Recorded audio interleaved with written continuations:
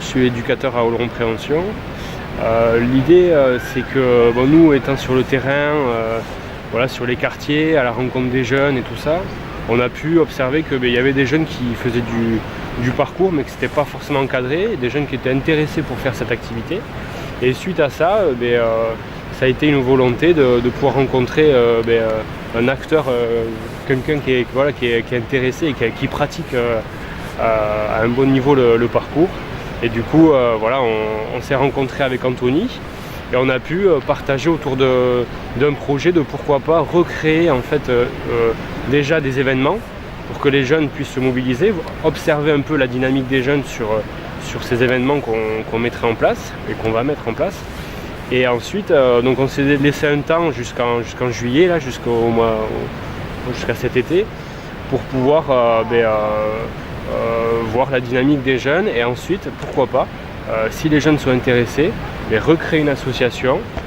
Déjà le parcours de base c'est une discipline je pense qui est assez intéressante surtout aujourd'hui. Enfin, ça permet un peu de faire aérer un peu la tête tout en essayant d'utiliser le mobilier pour se déplacer rapidement sans ralenti. C'est quelque chose qui permet de connaître aussi son patrimoine dans un sens, en allant un peu partout. Faut être curieux, il faut évidemment faire appel à ses capacités physiques, c'est quelque chose qui est lié à ça. Et puis le rôle du conseil municipal des jeunes, voilà, comme toutes ces autres actions, c'est peut-être de relayer une activité qui peut être bénéfique et apporter peut-être un message de rassemblement, parce que c'est aussi utile pour rassembler les gens, le parcours. Et voilà, je pense vraiment que voilà, le rôle du conseil municipal des jeunes se résume dans le message du parcours à rassembler, explorer, découvrir, mais tous ensemble.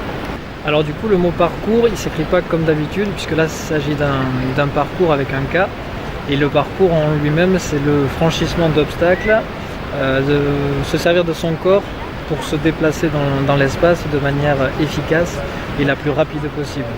C'est-à-dire que du coup, c'est ce que j'ai expliqué tout à l'heure, c'est d'un point de vue physique se déplacer pour être du coup rapide, mais d'un point spirituel, c'est surtout se déplacer pour montrer en fait aux gens que dans la vie de tous les jours, même si on a des difficultés, on peut malgré tout franchir les obstacles et essayer de faire de son mieux pour s'en sortir. Alors du coup le physique ça peut se travailler, donc c'est plus une question de mental, déjà d'avoir envie vraiment de progresser c'est vraiment le plus important.